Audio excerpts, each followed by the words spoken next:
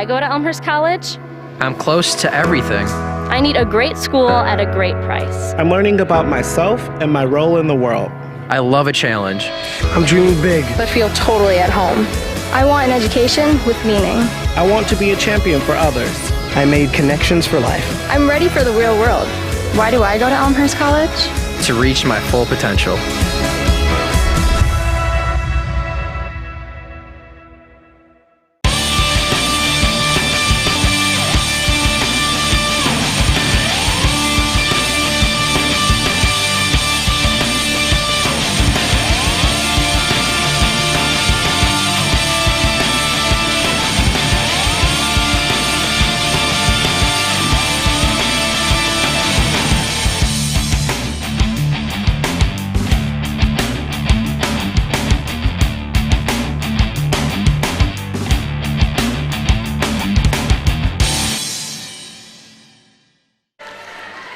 And we welcome you to R.A. Faginal Hall on the campus of Elmhurst College as we bring you Blue Jay basketball. This afternoon, Tethny Carrillo's Elmhurst College Blue Jays entertain Kent Madsen's Wheaton College Thunder. Good afternoon, everybody. We thank you so much for logging on to BlueJayTV.com. My name is Mark Kruger, delighted to bring you Blue Jay basketball here this afternoon. The Blue Jays come in with an overall mark of 7-12, 2-8 in the CCIW. Meanwhile, the Wheaton Thunder, the defending conference champions, come in with a record of 14-5, 7-3 in the CCIW. The Blue Jays starting lineup being introduced right now. Let's go to Bruce Hill, the public address announcer.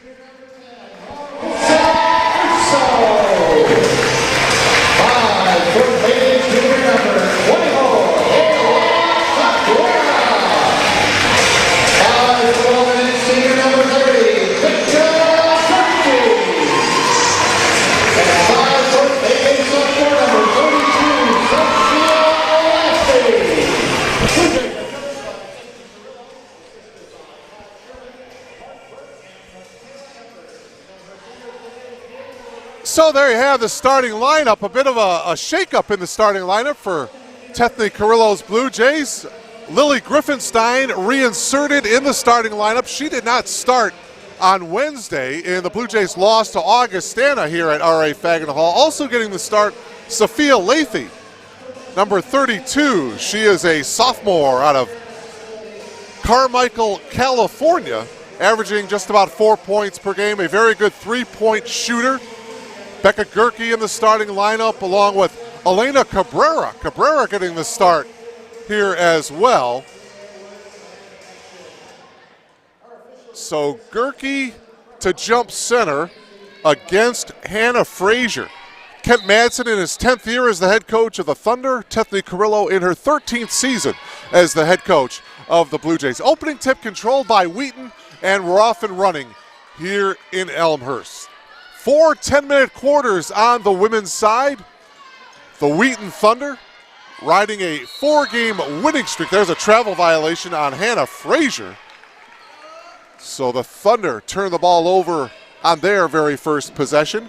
The starting five for Kent Madsen: Kirsten Madsen, Jacqueline Sanjul, and then you got three Hannahs: Hannah Williams, Hannah Swider, and also Hannah Frazier in the starting lineup. Urso shot no good. Gerke, though, got the offensive rebound. Put back is good with the left hand.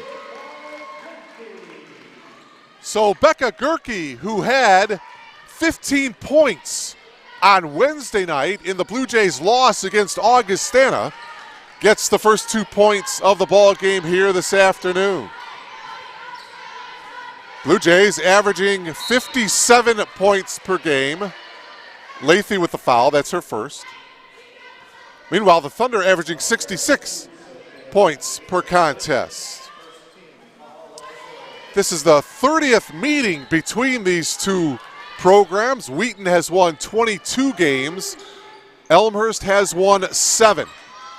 The drive and the scoop shot, attempted scoop shot by Sanjul, was knocked out of bounds by the Blue Jays. 13 seconds on the shot clock here for the Thunder. Wheaton coming off a a win against Milliken on Wednesday. 3 seconds on the shot clock. They kick it out. 3-ball by St. Jewel. Hits the back of the iron. Madsen tried to save it. She does, but into the hands of Griffenstein. Gerke will spot up and throw up an air ball. Ball is loose. Wheaton comes away with it. Ahead to Madsen. Madsen at the elbows, picks up her dribble.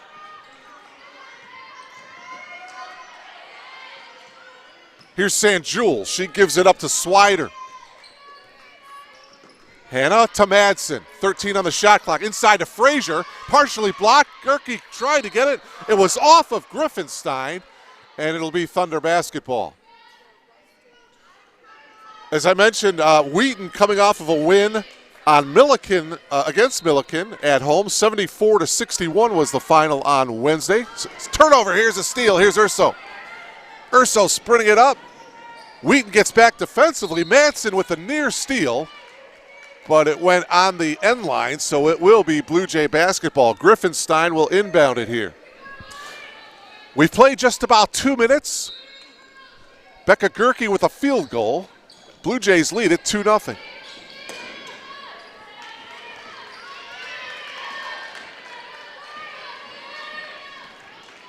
Here's the freshman, Griffenstein. Griffenstein out of Arlington Heights, Illinois, and shot is no good. Gerke holding her right knee. Oh, my. And she's kind of walking it off, bending that right leg, asking if she's okay. Now Coach Carrillo wants her to come over, and Coach Carrillo is making sure that she's okay. The foul, by the way, was on St. Jewel. That's her first. And Griffenstein at the free throw line knocks down the first. So Lily will have one more here. Good start to this ball game here as Griffenstein hits the 2 free throws. This is the second meeting of the year between Wheaton and Elmhurst. The first meeting just a couple of weeks ago on January 18th at Wheaton. And the Thunder winning rather convincingly, 71-48 was the final in that one. Frazier steps back to the free throw line and buries it. Hannah Frazier, the 6'1 senior, she's the leading scorer for Wheaton, averaging over 18 points per game, nearly 7 rebounds per game as well. The Batavia Bulldog product. Cabrera in the lane. Kicks it out to Griffenstein. Griffenstein on the drive. The scoop shot too hard off the glass. She got it back, however, and was fouled. Foul is going to be on Hannah Swider. For Hannah, that's her first. Second team foul. 5 team fouls per quarter is the limit. Back to that first meeting. Wheaton had a very good first quarter. The Thunder scoring 24 points in the first quarter, the first time these two teams met. Cabrera with the 15-footer is good. So Elena Cabrera getting the start here. She buries the jumper, the 5'8 junior. Also out of Batavia.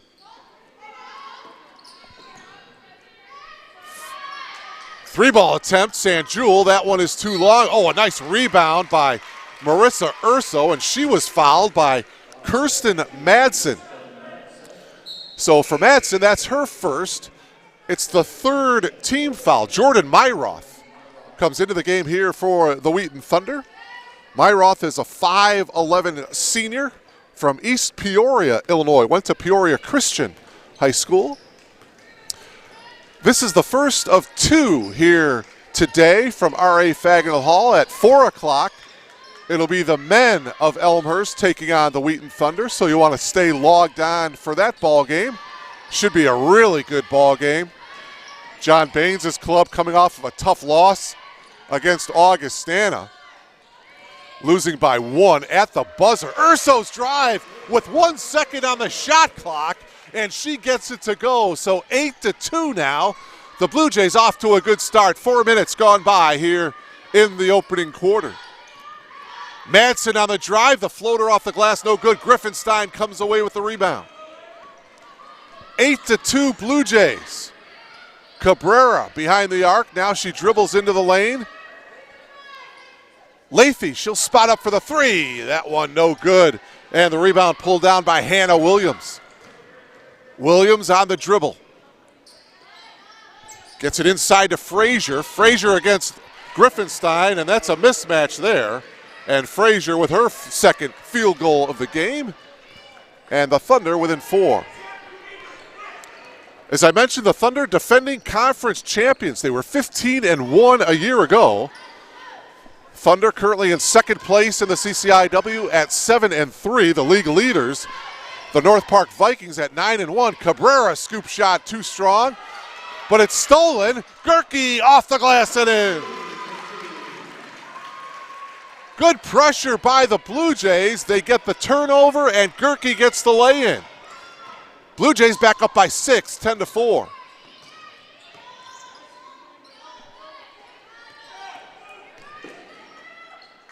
Left-handed scoop shot, tough shot by Williams, comes up well short. Gerke got the rebound, gives it off to Griffenstein. Lathy for three, and she walked. Well, she buried it, nothing but net, but she shuffled her feet a little bit. Now, Coach Carrillo with a complete line change, if you will.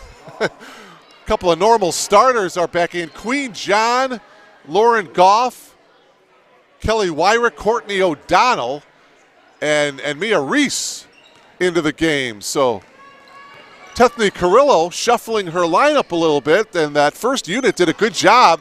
A 6-point lead now for the Blue Jays. 3-ball attempt by Dembski, and the rebound Wyrick. Kelly Wyrick, she had 12 points, and an offensive foul is going to be called here against the Blue Jays. I believe it's going to be on Courtney O'Donnell. It is Courtney's first. Courtney is going to be a pre-med student, was talking to Coach Carrillo before the ball game, so the Blue Jays may leave early.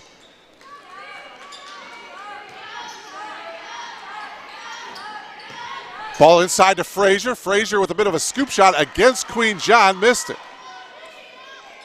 Ahead to Reese. Reese tracks it down, and she traveled. Kelly Wyrick was the leading scorer for the Blue Jays in the first meeting against Wheaton. She had 12 points.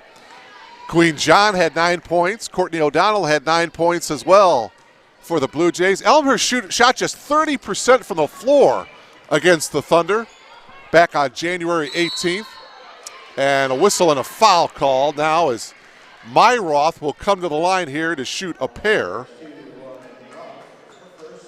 Lauren Goff will get hit for the foul. That's Lauren's first personal foul. Third team foul. Both teams with 3 team fouls here in this opening quarter. Myroth can't hit the first free throw. 3:31 to go here in the opening quarter.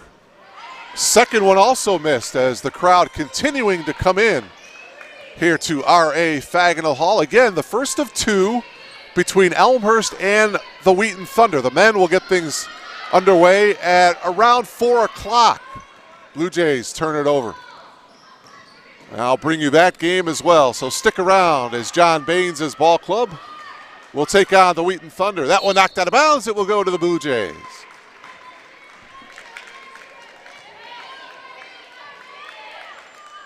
Hannah Williams, by the way, was the leading scorer for Wheaton in that first meeting. She had 14 points. 3 minutes remaining here in this opening quarter. We thank you once again for logging on to BlueJayTV.com, wherever you are in this whole wide world. BlueJayTV.com. 7 to shoot. Wyrick will launch the triple and hit. So Kelly Wyrick burying the first 3-ball of the game. As I mentioned earlier, Wyrick with 12 points in that first meeting, and the Blue Jays lead by 9. 13-4 here, 2:25 to go. Frazier hits the shot. Hannah Frazier now with 6.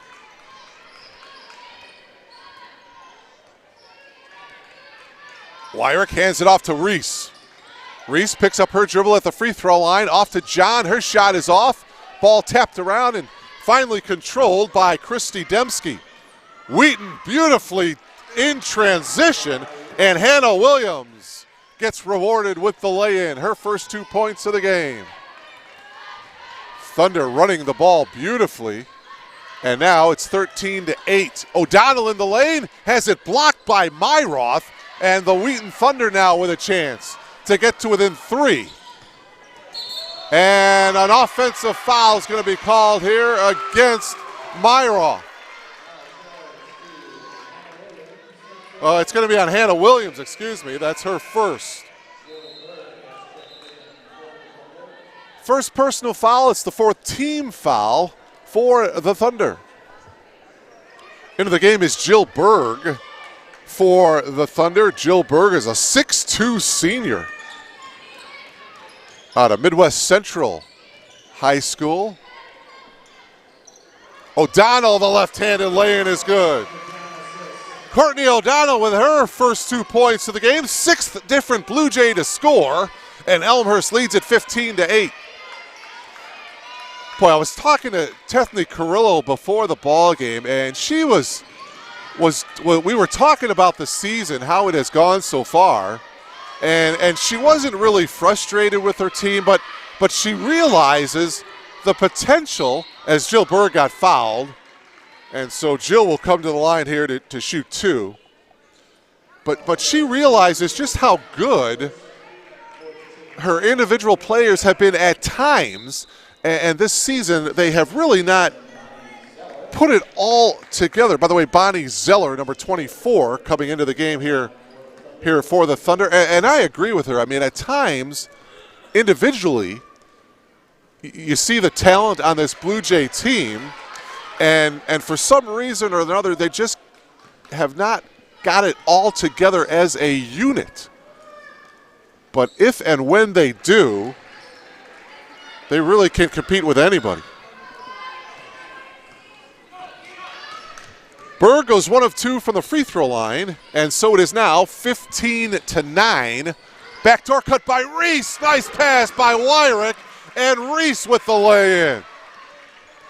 17-9. Boy, Elmhurst putting together a really good quarter. Frazier stepping back, missing the shot. Loose ball to Queen John.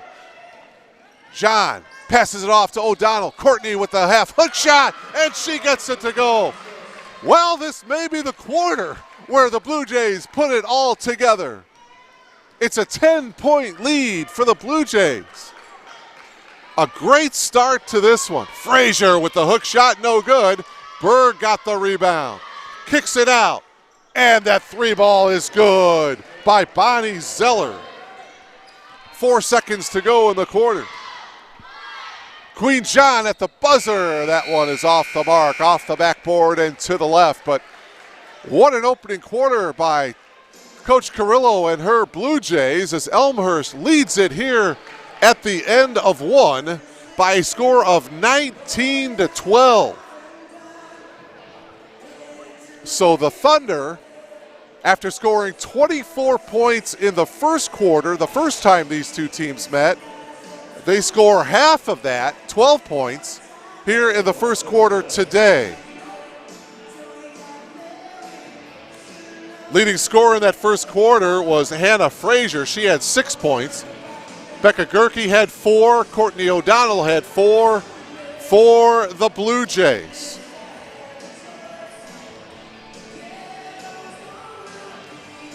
As we enter the month of February, the Blue Jays, after today's game, they'll be on the road for a couple. On Wednesday, February 5th, they'll be down in Bloomington to take on Illinois Wesleyan. That's a 7 o'clock start.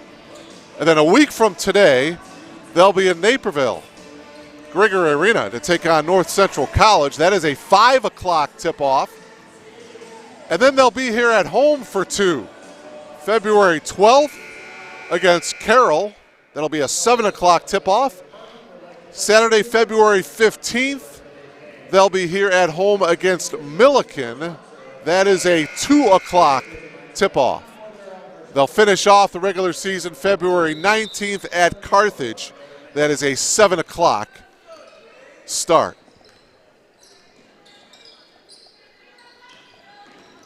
So Blue Jays with the basketball here to start the second quarter.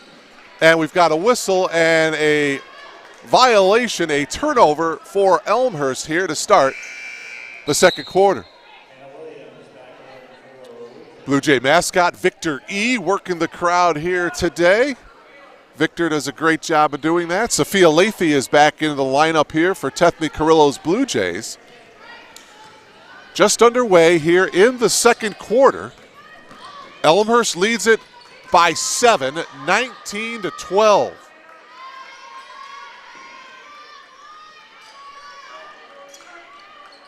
Get it inside to Berg, and bumping Berg from behind was Becca Gerke.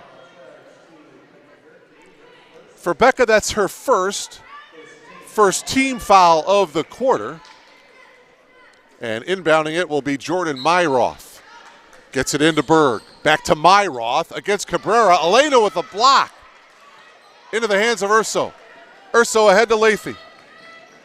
Nothing there, and Lathy will swing it up top to Cabrera. And her pass was stolen, and Cabrera reached in and fouled Williams.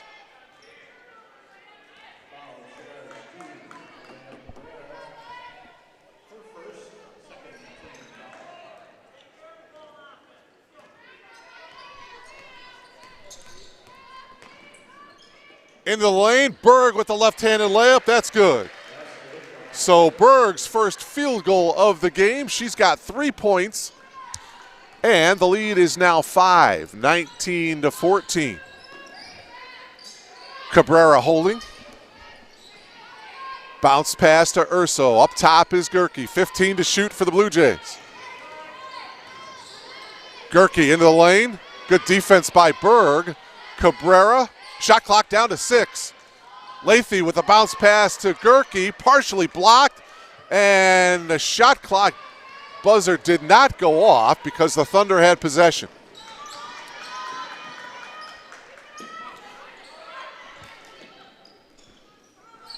Elmhurst by 5. 19-14 here. Bounce pass inside to Williams. Williams' turnaround is an air ball. Urso got the rebound. Marissa pushes it up into the front court here for the Blue Jays.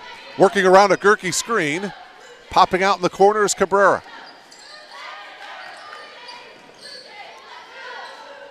Lathy will spot up for the 3. Can't get it to go.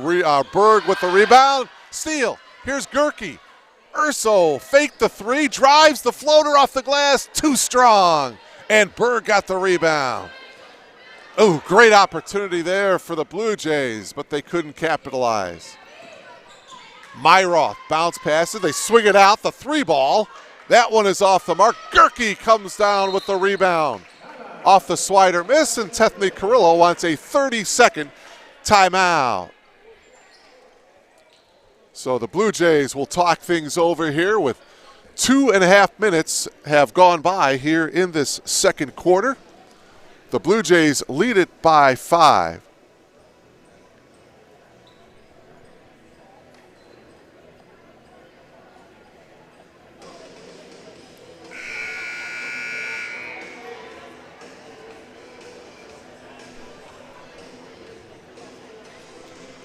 .730 remaining here in this first half. Again, this is the first of 2 here between Elmhurst and the Wheaton Thunder.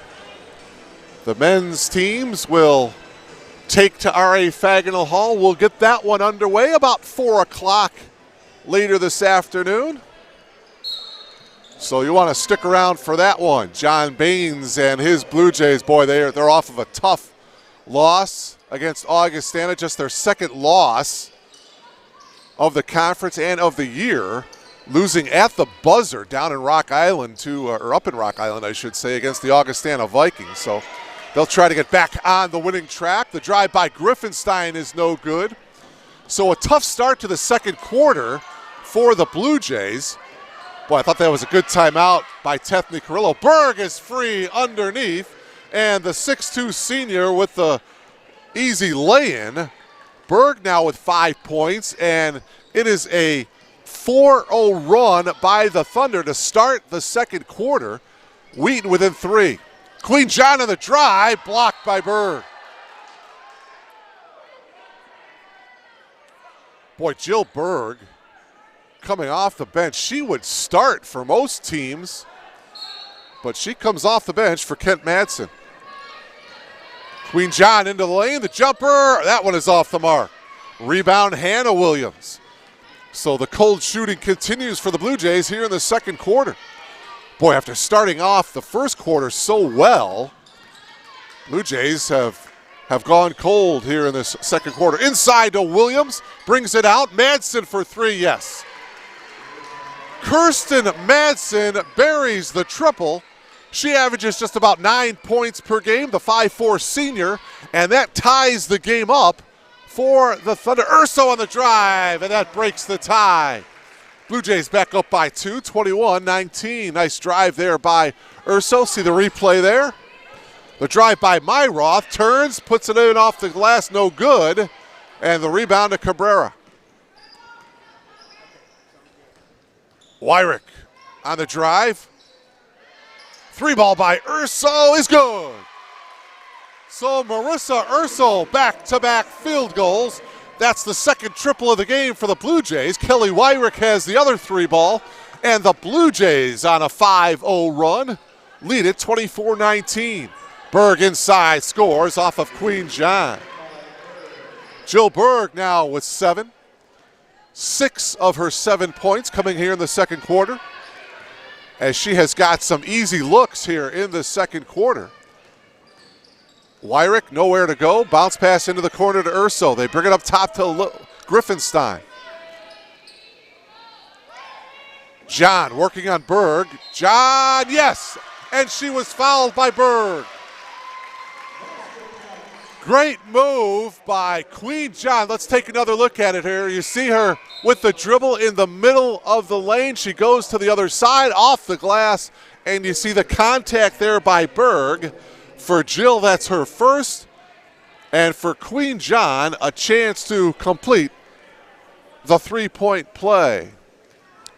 We're halfway through the second quarter. Queen completes the 3-point play. O'Donnell back in, replacing John. 27-21, Blue Jays by 6. 5 minutes to go here in this first half. So after a slow start to the second quarter, a couple of back-to-back buckets by Marissa Urso, and the Blue Jays lead is 6. This would be a nice win for the Blue Jays if they could continue to play well and knock off the Thunder here at R.A. Faginal Hall. Elmhurst, and there's a nice drive by Frazier, and the foul on O'Donnell. For Courtney, that's her second. So another look here. Nice drop step by Frazier. Second foul for O'Donnell. A chance now for Frazier to complete the 3-point play. Hannah Frazier with 8 points. Chance to make it 9. And she gets the free throw to go. She is a 85% free throw shooter. She completes the 3-point play. Gerke back into the game. O'Donnell comes out for Tethany Carrillo's Blue Jays. 4:36 left here in the first half. The Blue Jays lead by 5, 28-23.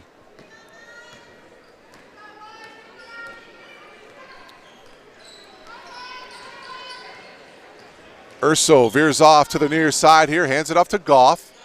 Now it's Griffenstein to Urso. 12 to shoot. Drive by Griffenstein, can't get it to go. Tapped around, Griffenstein got it back. New 20 seconds on the shot clock. As we approach the 4-minute mark of this first half. Griffenstein for 3. And the long rebound to San Jewel. Jack into the front court. San Jewel works around a Frazier screen. They get it inside to Frazier. Frazier working on Gerke. 10 to shoot now for the Thunder. Here's San Jewel. Frazier with 3 on the shot clock, steps back, and the shot is short. Madsen, though, got it, and now Goff tracks down the loose ball, and they're going to call a shot clock violation against the Thunder. And now the two officials are discussing it.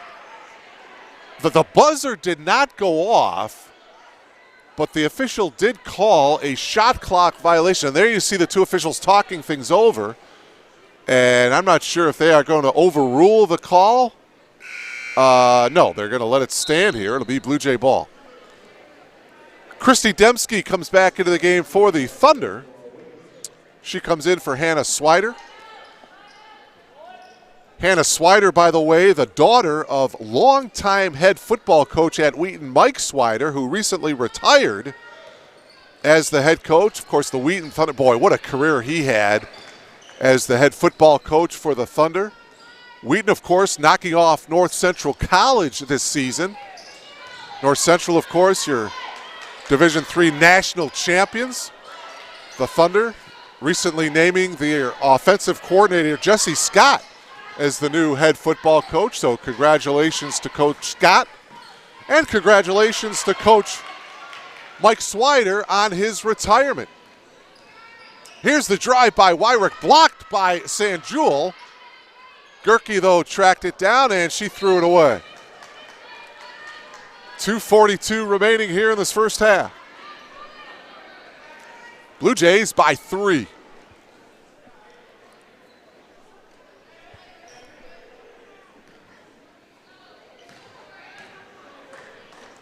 So after a 19-point first quarter, Elmhurst with just 3 field goals here in the second quarter. From the free throw line, the southpaw Frazier buries it. 11 points now for Hannah Frazier. She is the game high scorer. Griffinstein on the drive, blocked by Frazier, and Frazier tracks it down. And now Wheaton can take the lead on a bucket here. Good second quarter here for the Thunder. Frazier turns, scoop shot, yes! And a foul on Becca Gerke. And for Gerke, that is her second. Boy, what a shot by Hannah Frazier. Take another look at it here. She goes with the scoop shot. She kisses it off the glass. And now a chance for Frazier to complete the three-point play for the second time today.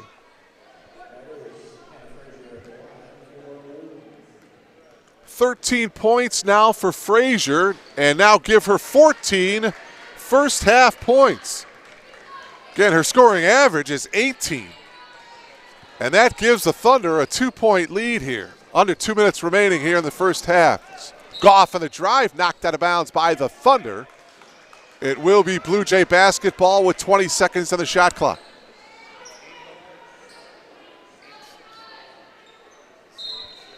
Blue Jays have been outscored here in the second quarter, 17-8. Wyrick holding from outside the arc. Here's Cabrera. Up top is Goff, 10 on the shot clock. Nothing there for Cabrera. Goff will launch the three and hit.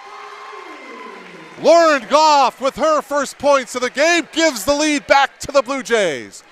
30-29, a minute and a half left here in this first half. The Blue Jays just 2-7 on the season here at R.A. Fagnall Hall. The Thunder 6-11 on the road. Tough shot by Frazier. The putback by Sanjul is off, but Jack was fouled. And so Sanjul will come to the line here to shoot 2. Kelly Wyrick with a foul. For Kelly, that's her first. It's the 5th team foul of the quarter for the Blue Jays. Just 1 team foul for Wheaton. 2 free throws coming here for Sanjul. Rimming around and out.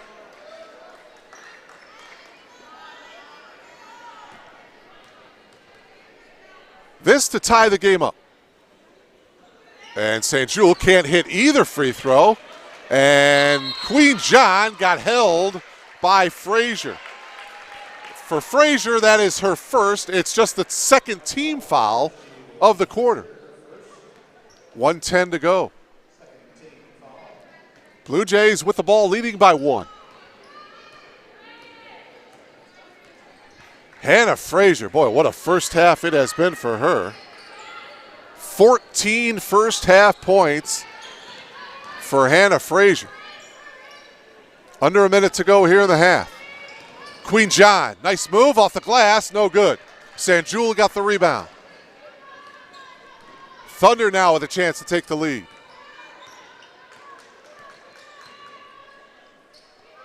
Williams popping out is Dembski. Sanjul gives it off to Madsen. Ursel fell down. That gives Madsen an open look, and Kirsten buries it. Kirsten Madsen with her second triple of the quarter, and it's a 2-point lead for the Thunder. The Blue Jays going for the last shot here. Shot clock turned off, 10 seconds to go in the half. Goff drives baseline, puts up the scoop shot, no good. Frazier with the rebound, and Frazier just dribbles it out. So the Blue Jays, after leading by 7 at the end of the first quarter, find themselves trailing by 2 here at the half, 32-30 in favor of the Thunder. You are logged on to BlueJayTV.com as we will keep it here. We will take a break, and we will come back for third quarter action. Once again, the Blue Jays trail by 2. You are logged on to BlueJayTV.com.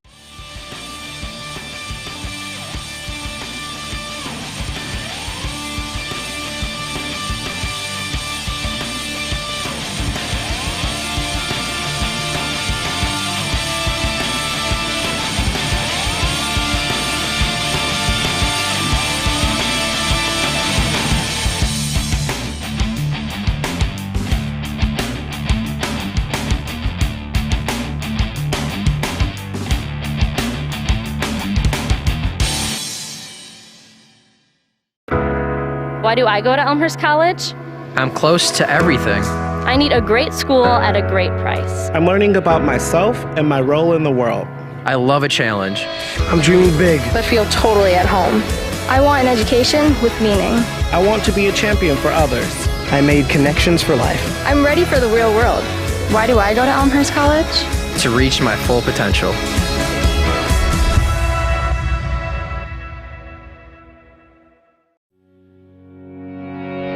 Scotty Williams takes his place in the Hall of Fame as the most decorated football player in Elmhurst College history.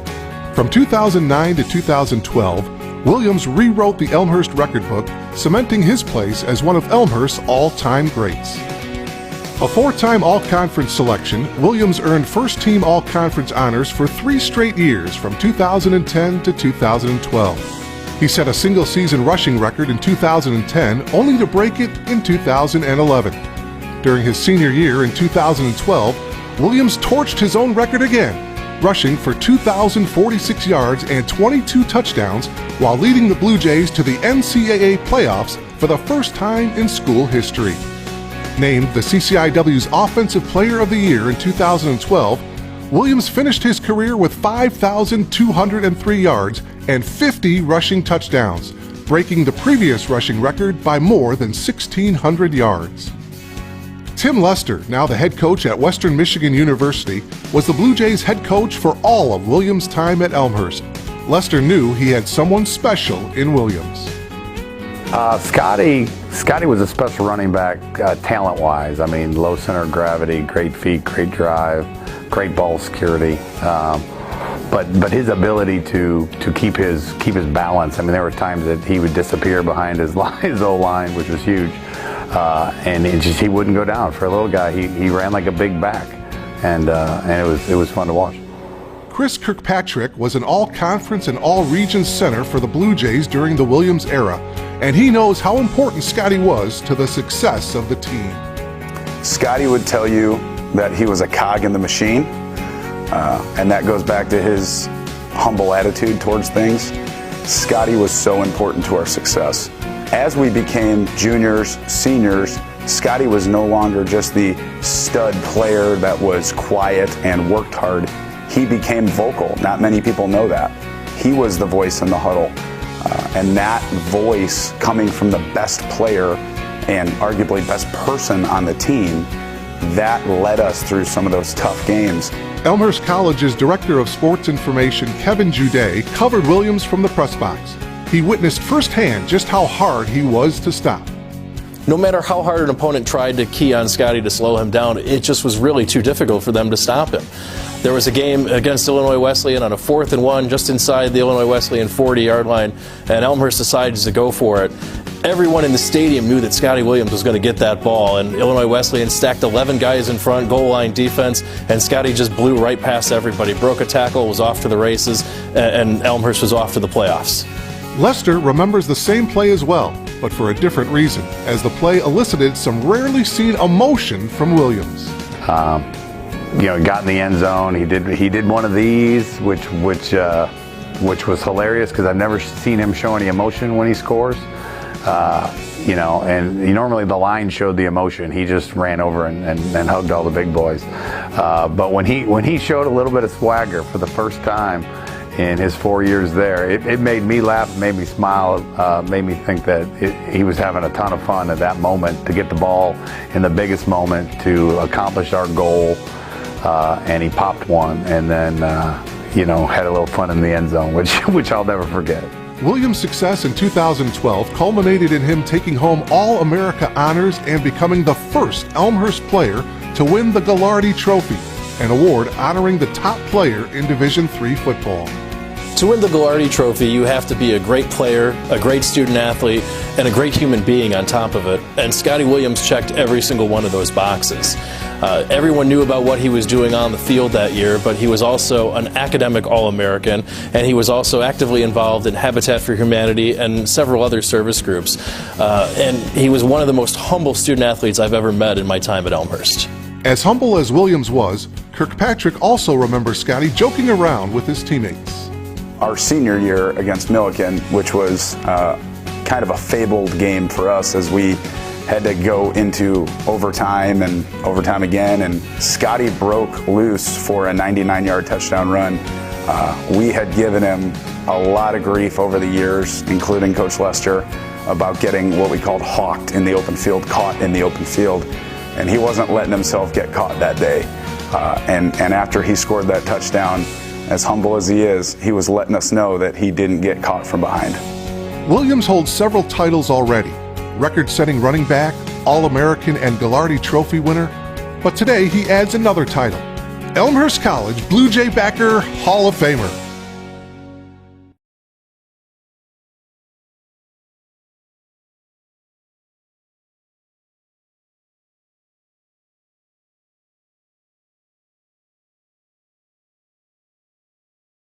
Having digital media skills is going to make a student, when they graduate, more employable. Whether they were a digital media major or a biology major, they're going to have the skills that they need to be able to tell a digital story. So they will all take a course called Digital Storytelling and a course called Story Structure. It requires communication and collaboration and innovation, and these are skills that they will be able to take with them whether they continue to work on a media project, whatever field they go into, or just life itself.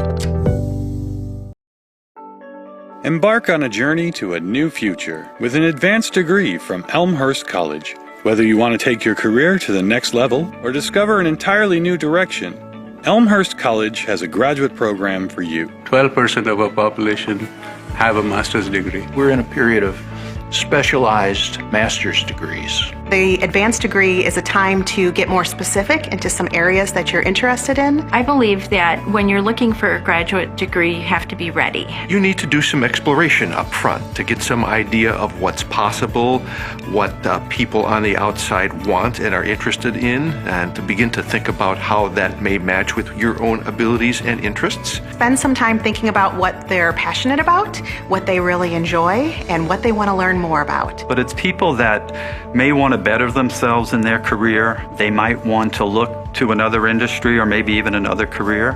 But many are coming just for that personal achievement. It's something they always wanted to do. At Elmhurst, we believe the educational journey should be student-centered. You'll notice that difference from the moment you connect with us. You'll join a network of professionals and peers who will support you throughout your studies and your career, connecting you with employers all over the Chicago area.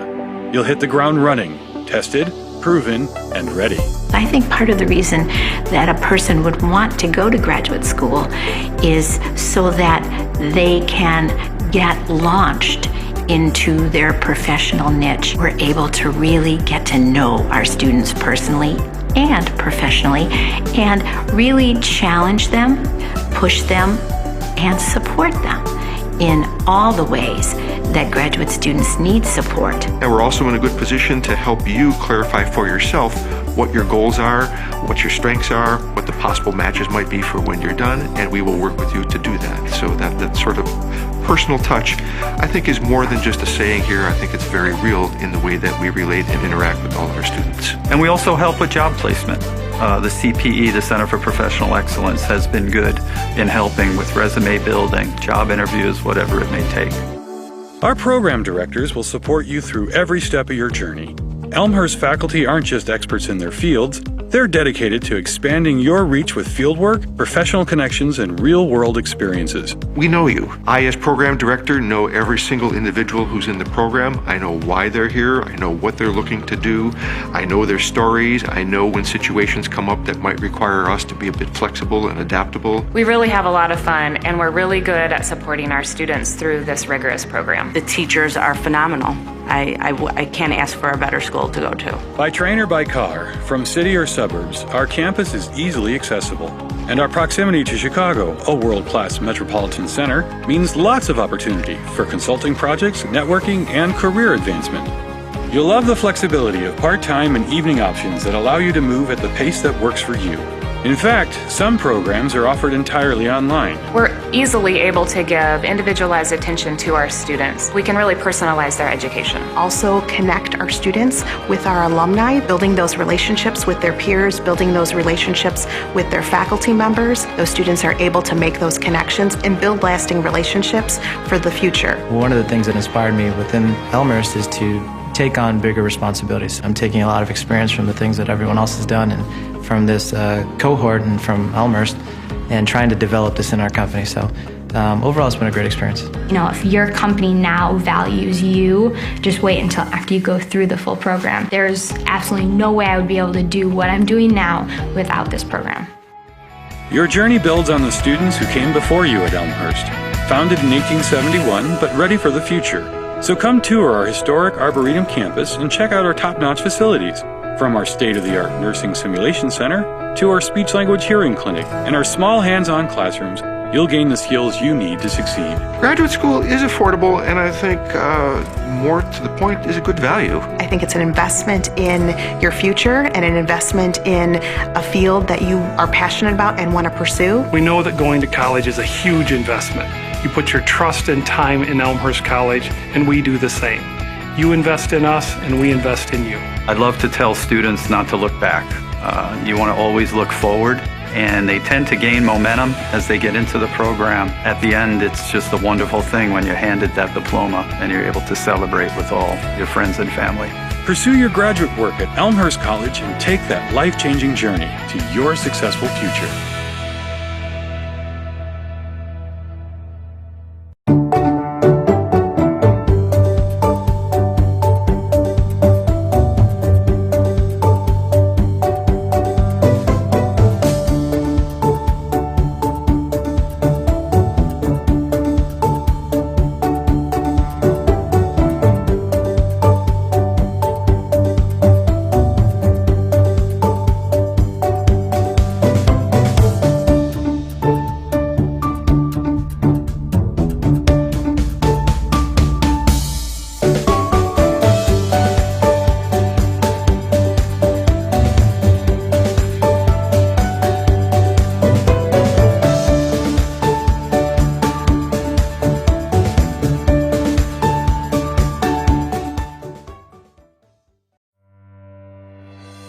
I would say the typical student, however, might be someone who says that they like GIS, maybe they've had a taste of it somewhere in a previous class. We have geography majors, political science majors. They might have specialized in environmental studies or biology.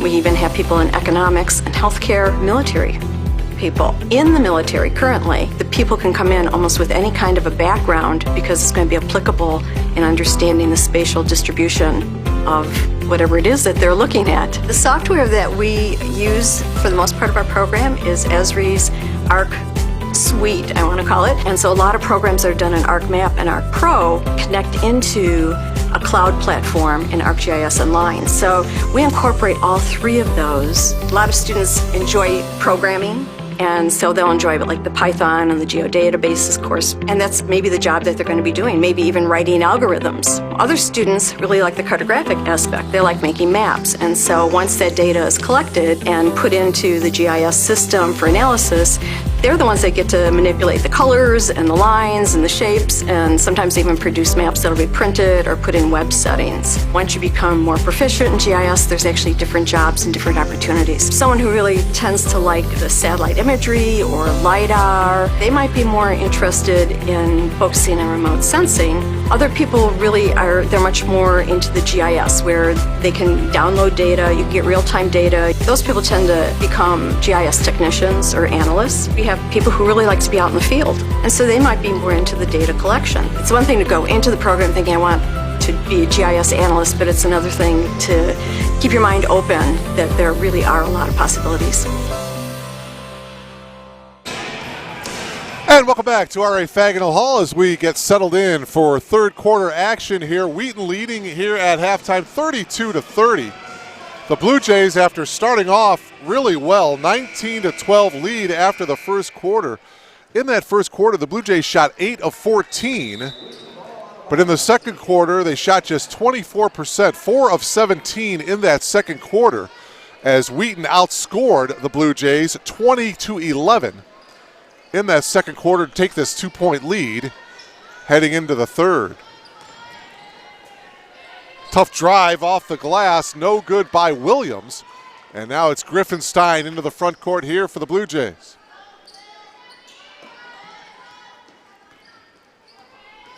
Starting five out there for Tethny Carrillo to start the third quarter.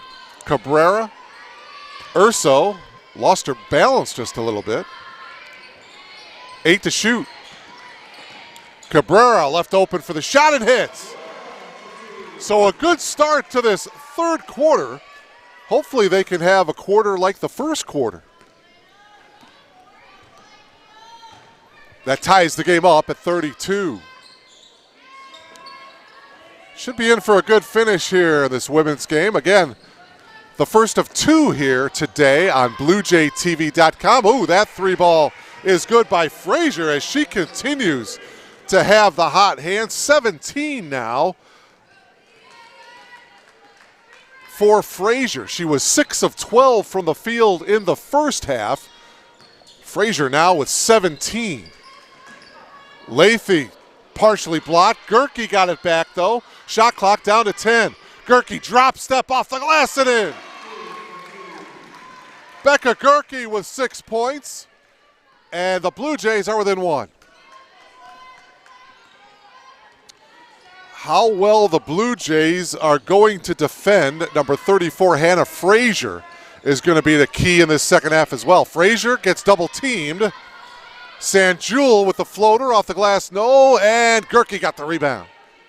Good effort by Becca. Urso now looking over at Coach Carrillo for the play. Gerke looking for the ball down on the block. Urso doesn't give it to her. Here's Gerke now. We'll take the 18-footer. That's no good. Sanjul got the rebound. Open look for Gerke. She just couldn't knock it down. Madsen. She'll spot up for the three and hit. Nothing but net for Kirsten Madsen. That's her third triple of the game. She's got 9. And the Thunder lead is 4. 38-34. Popping out is Urso. Here's Cabrera. Elena tried to get it inside to Gerke. Cabrera got it back. Urso, nothing there. 5 on the shot clock, and it's a 3-second violation against Becca Gerke. Jordan Myroth coming into the game for Coach Kent Madsen.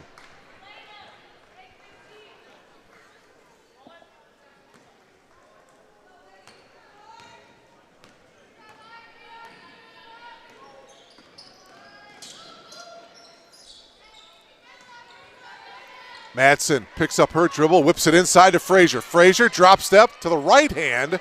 Remember, she's a lefty, and she missed the shot. Griffinstein ahead to Urso. Gerke.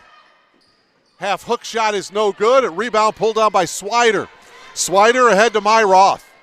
Myroth had trouble getting the hands on it, and she got bumped by Lathy. For Sophia, her second. And Wyrick and Queen John come into the game here for Tethny Carrillo. 6:28 left to play here, the third. We're glad you're logged on to BlueJayTV.com. My name is Mark Kruger, bringing you all the action. Again, the men, Elmhurst and Wheaton, will get underway later today about 4 o'clock. Urso got blocked, got it back. Up top, Wyrick. A bounce pass into Queen John, and it was kicked. And they'll reset the clock to 20, the shot clock to 20. Griffinstein, Urso, Cabrera, John, and Urso out there on the floor, and Wyrick for Elmhurst. Urso dribbling into the lane. Here's Wyrick. Wyrick puts up a tough shot, may have been partially blocked. Myroth comes away with it for the Thunder. Myroth inside to Frazier. Frazier with the one dribble, left-handed shot is good, and she was fouled. Foul is on Queen John. For John, that's her first, and a chance for Frazier to complete the three-point play for the third time in this game.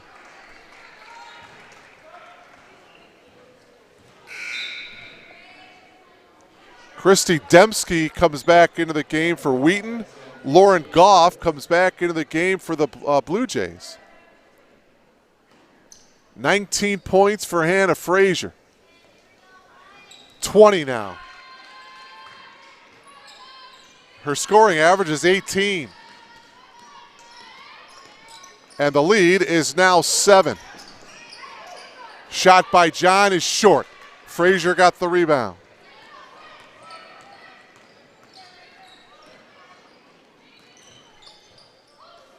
Five and a half left to play here in the third quarter. Inside shot is off by Dembski. The putback, though, is good by Myroth. For Jordan, that's her first 2 points of the game, and Tethny Carrillo wants and gets a full timeout here. A full timeout taken with 5:19 remaining here in this third quarter. And if you'll see that the coaching staff for the Blue Jays, along with the players and the folks at the scorers table, are wearing these shirts here. You see it says, "We don't know how strong we are until being strong is the only choice we have." And Tethny Carrillo giving us these shirts. That's in memory of leukemia. So a great job by Tethny Carrillo and the Blue Jay basketball program. Leukemia awareness this afternoon, and we appreciate the great effort that the Blue Jays are doing here today.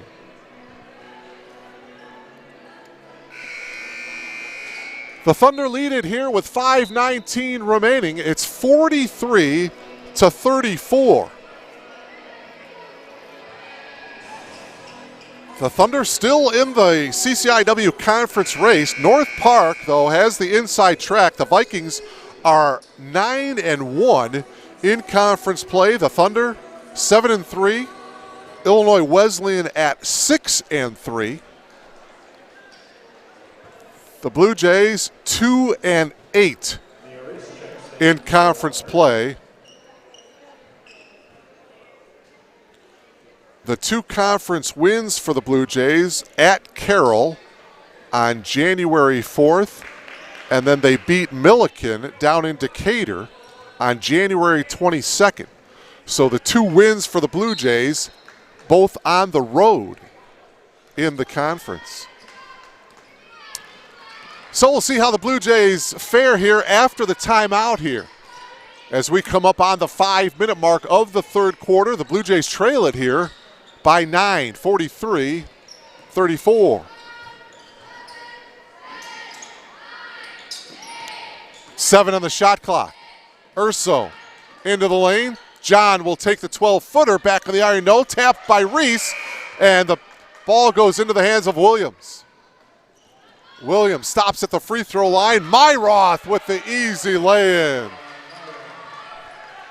They'll take another look at it here. Blue Jays don't get back defensively. You see Myroth with the easy lay-in, her second field goal of the quarter.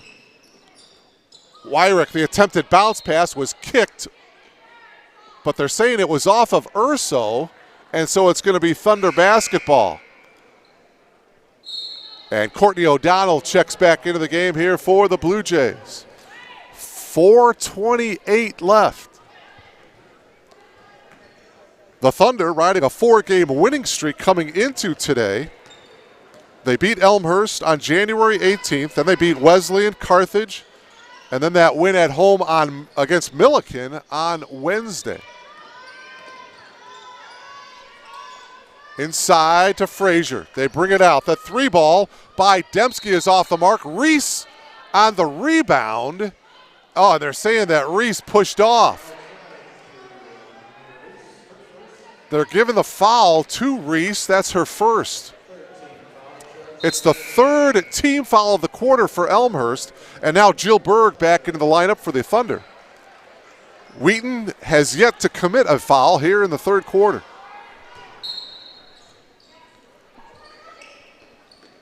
Wheaton with an 11-point lead in the ball. Berg going baseline against O'Donnell. Drops it off to Madsen. Madsen behind the arc, and now we've got a whistle. Lauren Goff held Myroth down on the block. And for Goff, her second. Fourth team foul.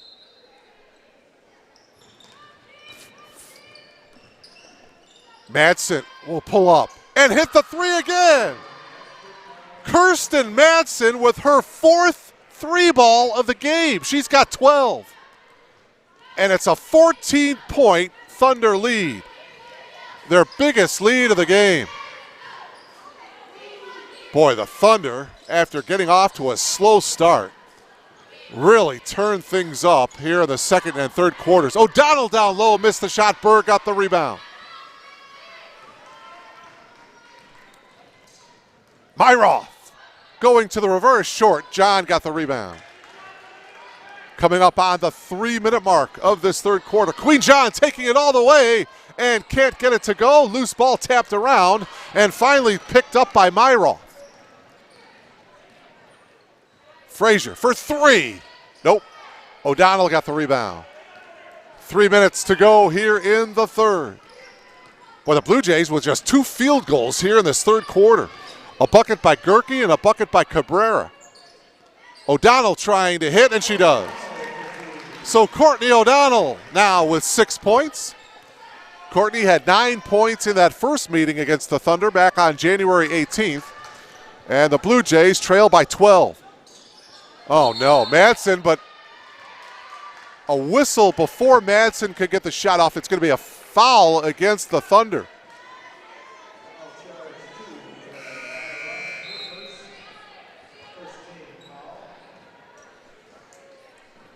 Who was the foul? Oh, they're giving the foul on Jordan Myroth. That's her first. It's the first team foul of the quarter for the Thunder. Lily Griffenstein into the game. O'Donnell pops up. And a whistle and a hold away from the ball here. It's going to be on the Thunder. And I believe they're going to hit Jill Berg with the foul. So Jill Berg with the hold, her second foul. It's the second team foul of the quarter. Blue Jays with 4 team fouls.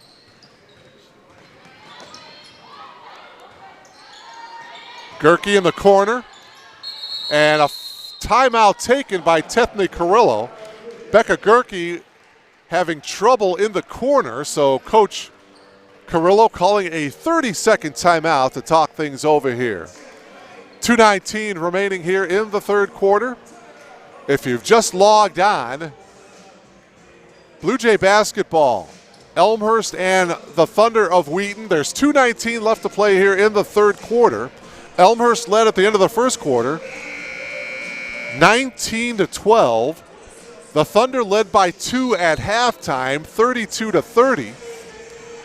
And with 2:19 remaining here in the third,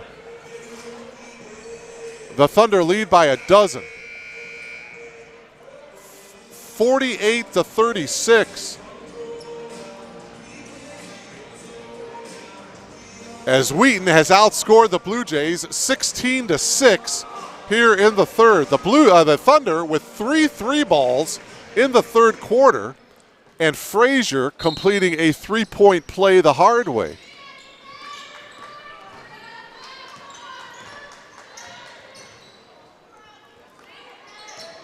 Gerke, couple of dribbles, takes the shot off the glass and in. Tough shot by Becca Gerke. She gets it to go. Gerke now with 8. She's the leading scorer for the Blue Jays, and the lead is now 10. Blue Jays need a stop here. Under 2 minutes to go here in the third. Myroth holding outside the arc. 10 to shoot for the Thunder. Berg holding now, shot clock down to 5. And a steal by Reese. Reese with an open layup, and she gets it to go. So Reese with the steal and the lay-in, and the Blue Jays are within 8. Take another look at it. In transition, Reese gets the easy lay-in after the nice steal. Myroth spin move into the lane, has it stripped, out of bounds to the Thunder. Elmhurst trailing by 8 now, 48-40. 1:18 to go here in the third. Hoping to get some momentum heading into the final 10 minutes. Oh, travel, they didn't call it. Loose ball, though, O'Donnell came away with it. Here's Wyrick. Gerke, faked the shot. Gerke into the lane, drops it off to Griffenstein. Griffenstein from the free throw line, off to the left, no good. Berg got the rebound. Boy, Griffenstein had a good look at it. Myroth got bumped by the freshman Lilly. And for Griffenstein, that is her first. It's the 5th team foul, so the Blue Jays are over the limit, and that will send Jordan Myroth to the line here. Well, they're saying it's a 2-shot foul, so it was in the act of shooting. So Myroth will have 2 foul shots here. Jordan is 0 for 2 from the free throw line here today. She gets the first one, and she'll have 1 more. Jordan with 5 points. All 5 points coming here in the third. Second free throw rolls around and in. 6 points for Jordan. The lead is back up to 10. 50-40 Thunder. Gerke holding up high. Becca, couple of bounces and blocked by Berg. Out of bounds to the Blue Jays with 16 to shoot. Yeah, Berg at 6'2". That's a tough assignment for Gerke as she drives to the hoop. Berg with a good clean block. There's the matchup again. Gerke turns against, well, now she's on Frazier. Spin move, Berg comes over to double team and help, and Gerke traveled. Sanjul checks in for the Thunder. Good help defense that time by Berg, and that forced Gerke to take the travel. 23 seconds to go in the quarter. The shot clock has been turned off. See if the Thunder go for the last shot here. Sanjul yet to score today for the Thunder. She's dribbling against Reese, and Reese with a bump. For Reese, her second, and again, the Blue Jays are over the limit, so Sanjul to the line, shooting one and the bonus. Jack is 0 for 2 from the foul line today. She'll have 2 because the Blue Jays are over the limit, and Jack will have one more. She's 0 for 3 from the free throw line. Second one for Sanjul is good. So Jack in the scoring column for the Thunder. The lead is 11. 51-40. 7 seconds to go in the quarter. Wyrick to the reverse. Can't get it to go. Frazier got the rebound. And that will do it for the third quarter. The Blue Jays with just 10 points in that third quarter. The Thunder with 19 points. Wheaton outscoring the Blue Jays 19-10 in that third quarter to take this 11-point lead into the final 10 minutes.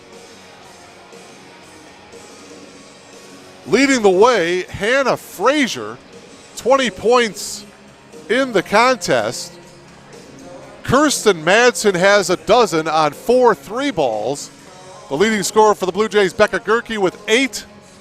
Urso with 7. Courtney O'Donnell has 6 points for the Blue Jays.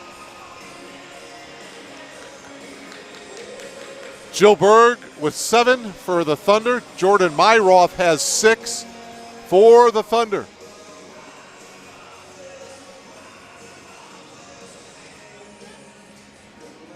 The Thunder have won the last 4 meetings between these two ball clubs. Again, the first meeting back on January 18th, the first meeting this year, and Wheaton winning at home against the Blue Jays 71-48. Elmhurst shooting just 30% for the game in that one. They shot 3 of 11 from behind the arc in that ball game. They're going to have to come from behind here at home as the Blue Jays find themselves trailing by 11 to enter the fourth quarter. Urso, Wyrick, Cabrera, O'Donnell, and Gerke are out there to start the fourth quarter for Tiffany Carrillo. And I really like it when O'Donnell and Gerke are in the lineup together. They really run the high-low pretty well here. There's Gerke, and that's just exactly as I mentioned. However, that was a bad pass from Gerke to O'Donnell. Usually they run that play pretty well, that high-low. But off the fingertips of O'Donnell on that play, and the Blue Jays turn it over. Up top here, Swider as they work it around into the corner to Sanjul. Inside to Berg. Berg drop step, left-handed lay-in is too strong off the glass. Wyrick got the rebound. Just underway here in the fourth quarter. O'Donnell, there's that high-low again, but knocked away by Berg. The Thunder, boy, they have the height really to match the two bigs for the Blue Jays in Berg and Frazier. 8 to shoot now for the Blue Jays. Cabrera picks up her dribble, puts it off the glass, no. Got it back, put back is no good. O'Donnell, third opportunity, yes, and she was fouled. Courtney O'Donnell with a chance to complete the three-point play. Great effort on the offensive glass by the Blue Jays that time. And now a chance for Courtney to complete the three-point play as Queen John comes into the lineup for the Blue Jays. She replaces Becca Gerke. The foul was on Jill Berg, and for Berg, that's her third. O'Donnell completes the three-point play. Frazier comes back in. I thought she was going to come in for Berg, but instead she comes in for Swider. So Berg stays out on the floor with the 3 fouls. O'Donnell, by the way, with 9. O'Donnell had 9 points in the first meeting against the Thunder. 51-43. The lead is now 8 for the Thunder. Here's Berg. And she was bumped by O'Donnell. For Courtney, that's her third. First team foul of the quarter for the Blue Jays. Each team with one team foul here in the quarter. Again, the limit is 5 as far as team fouls go. Madsen on the drive. Wave off the bucket. Urso with a foul. For Marissa, that's her first. Second team foul for the Blue Jays. Sanjul will inbound it here. Get it inside to Fraser. Berg faked the 3. Madsen guarded by Urso. 7 to shoot for the Thunder. Into the corner, Madsen. Madsen will launch up the triple. 2 on the shot clock. Sanjul's putback is no good. O'Donnell, with the rebound. Here's Wyrick. Cabrera steps back. Ooh, I thought she was going to take the 3. Elena can hit that one. Inside to John. John, count the bucket. Queen John with a nice shot over Frazier, and the Blue Jays are within 6. 2 minutes gone by here in the fourth quarter. Can the Blue Jays come all the way back here? They trailed by as many as 14 in this game. Frazier's shot partially blocked. Out of bounds to Wheaton. Myroth comes back into the game, replacing Sanjul. Myroth will inbound it here for Wheaton. 17 on the shot clock. Blue Jays need a stop here. 7:49 left. Frazier inside, knocked away by Cabrera. Loose ball, and a foul is going to be called on Myroth. A reach-in foul on Jordan Myroth, and for Myroth, that's her second. Second team foul for Wheaton. Each team with 2 team fouls now. 7:45 left. Boy, a 3 ball here by the Blue Jays would make it a 1-possession game. Urso holding, now dribbling, working around a John screen. Wyroth dribbles it out. 10 on the shot clock. Cabrera got cut off by Madsen. 4 to shoot. Put it up, Queen. She does from the elbow, rimming around and out. Berg got the rebound. The drive, too strong by Williams. John got the rebound. And again, the Blue Jays, if they can hit a triple, would make it a 1-possession game. O'Donnell from the elbow, yes. Courtney O'Donnell hits the shot. And the Blue Jays are within 4. 7-0 run to start the fourth quarter by the Blue Jays. Myroth picks up her dribble, out to Frazier. Frazier was bumped by Queen John. For Queen, that's her second. It's the 3rd team foul. Good start to this fourth quarter by the Blue Jays. Christy Dembski back into the game for the Thunder. 6:38 left. Blue Jays down by only 4. Inside shot, no good by Williams. Blue Jays with the ball, trailing by 4. 3 ball by Urso, yes! Marissa Urso's 3, and the Blue Jays are within 1. Big shot by Marissa Urso, and a timeout taken by Kent Madsen and the Thunder. A full timeout taken by Wheaton. Marissa Urso buries her second from downtown. Take another look at it here. Queen John with a nice pass, nobody on Urso, and she very confidently buries her second 3 ball of the game, and the Blue Jays are within 1. A 10-0 run by the Blue Jays to start this fourth quarter. Remember, they started this fourth quarter trailing by 11. They were down 51-40. So just like the first quarter, the Blue Jays with a hot fourth quarter. Let's see if they can continue that one. By the way, I should mention, what a great halftime performance we had by the various levels of the dance teams. The young ones from the Park District all the way up to the Blue Jay dance team did a great job here at halftime. Not sure if they are all going to be performing at halftime of the men's game. But don't forget, the men's game will be coming up at 4 o'clock here on BlueJayTV.com. Elmhurst and the Wheaton Thunder. 4 o'clock opening tip here on BlueJayTV.com. All right, after the Wheaton timeout, here we go. Dembski into the corner. They get it inside to Frazier, who was triple team. Madsen for three. That one is off the mark. Queen John with the rebound. Oh, but they call it a travel, but I don't think Queen had possession of the ball. Dennis, can we take another look at it? Yeah, here's another look. You see, boy, I thought Queen John, she was bobbling the ball, but officials say she had possession. There's a drive by Frazier and one. Oh, man, a big turnaround there.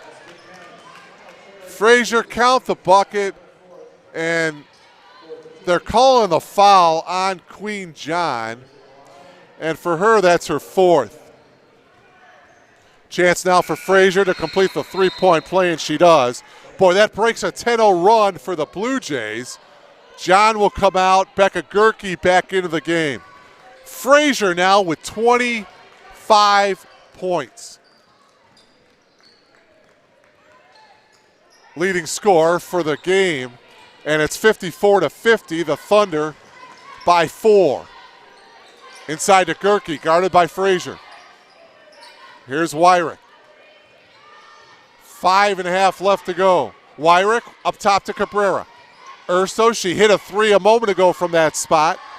Cabrera with three to shoot. Bounce pass to Gerke. Got it back. Off the glass and in. Becca Gerke now in double figures with 10. Her and Urso with 10. O'Donnell has 11. The Blue Jays are within 2. We're going to be in for a great finish here. We're halfway through the fourth quarter. Frazier, Gerke got a hand on it and a steal. 2-on-1 here for the Blue Jays. Urso has O'Donnell. Bounce pass to Courtney. Courtney couldn't quite handle it. Ball is loose on the floor, and a held ball. Possession arrow going to the Thunder.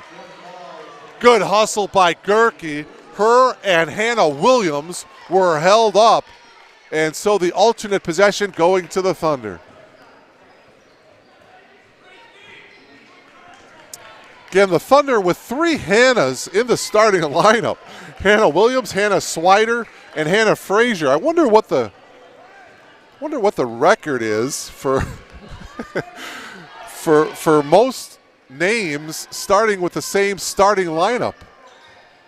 The Thunder with 3 Hannahs to start the game. Here's one of those Hannahs. Frazier got double teamed. Another Hannah, Williams. Back to Frazier. 9 on the shot clock. Hannah Williams. 6 to shoot. Frazier now with 4 on the shot clock, puts it up. O'Donnell goes down, and they're calling an offensive foul on Frazier. Good job by Courtney O'Donnell to take the charge. Take another look at it here. Frazier, she was fighting the shot clock. O'Donnell comes over, great help defense, and O'Donnell took the charge. Hold everything, folks. Blue Jays with a chance to tie or take the lead on a 3-ball. Gerke, skip pass over here to Urso. Urso drives baseline, nothing there. She continues to dribble, gives it to Wyrick. Inside to O'Donnell, off the glass and in. And we're tied at 54. 13 points for Courtney O'Donnell. 3:45 left.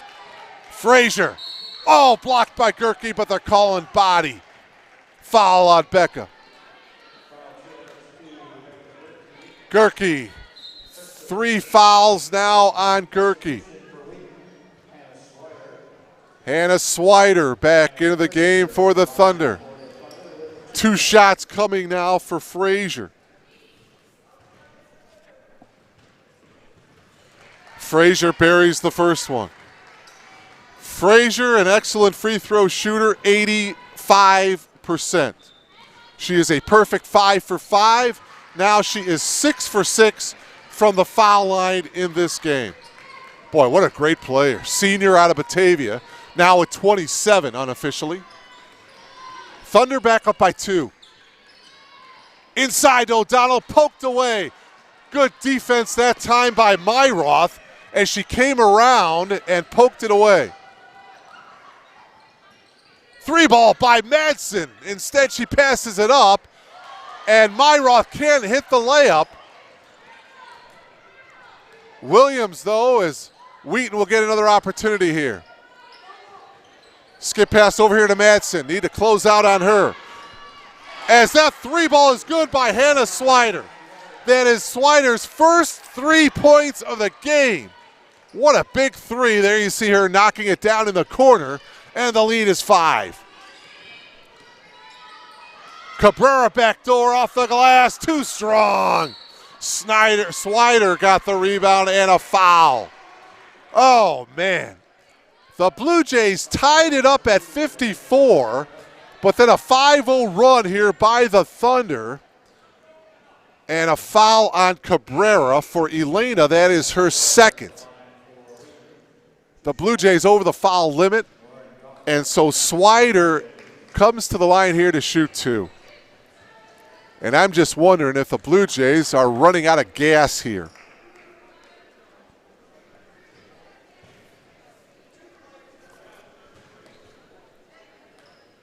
Swider is an 87% free throw shooter on the year. Nothing but net there.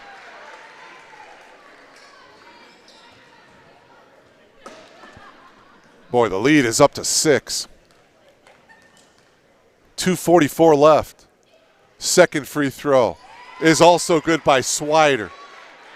Boy, oh boy. A 7-0 run here by the Thunder after the Blue Jays tied it up at 54. Still plenty of time left to go, though. But the Blue Jays are going to have to battle again from behind. O'Donnell got cut off. Urso holding now, 10 to shoot. O'Donnell from 18, no good. Wyrick, though, with the rebound and a new 20-second shot clock. Cabrera on the dribble, got cut off baseline. O'Donnell at the free throw line. Courtney against Frazier, puts up the shot, no good off the glass. Goff got the rebound and a new 20-second shot clock. 2 minutes remaining in the game. O'Donnell will take the shot, air ball off the leg of Madsen, so the Blue Jays will get another shot here. Coach Carrillo bringing Gerke back into the game. O'Donnell will sit down. A lot of time left. I don't want to say a must score here for the Blue Jays. 1:53 left. Blue Jays trailing by 7. Gerke hands it off to Urso. 5 on the shot clock. Gerke for 3. Yes! Becca Gerke with the shot clock winding down. Buries the triple, and the Blue Jays are within 4. 90 seconds remaining in the game. Blue Jays need a stop defensively here. Madsen drives on Urso. Madsen shot is short. Gerke with the rebound. Madsen slow to get up. Goff. Guarded by Frazier. Wyrick for 3. Yes! Oh my! Back-to-back threes. One by Gerke and now one by Wyrick. And the Blue Jays are within 1. Huge 3 by Kelly Wyrick. Her second of the game. Myroth dribbles into the lane, knocked away by Cabrera. Thunder ball, 13 seconds left on the shot clock. It's a 1-point Thunder lead. Blue Jays with 2 timeouts left. Wheaton has 4 timeouts left. 40 seconds to go in the game. The drive is no good by Swider. Chance now for the Blue Jays to take the lead. See if Coach Carrillo decides to take a timeout. She does not. They run the offense here. There's about a 7-second differential. Goff, 10 to shoot. Here's Cabrera. Cabrera drives baseline, got cut off, drops it off to Gerke. 5 on the shot clock. Urso for the lead. No. And the rebound to Swider, and Swider was fouled by Gerke. Well, the Blue Jays, the shot clock was winding down. They got a decent shot, and there is 7.1 seconds left. Swider is not the one you want at the free throw line if you're the Blue Jays, as Gerke committed the foul. That's foul number 4 on her.